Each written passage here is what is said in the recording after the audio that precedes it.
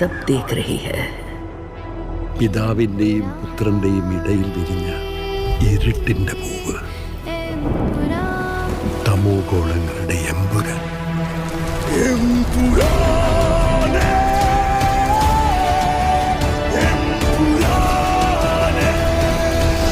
ഈശോ മിശിഹായ്ക്ക് സ്തുതിയായിരിക്കട്ടെ.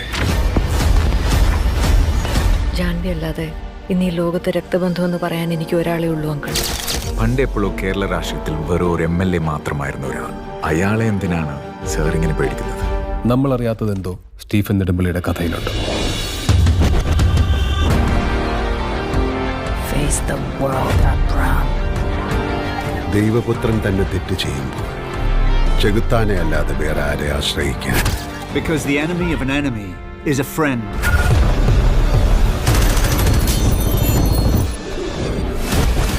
സായിദ്,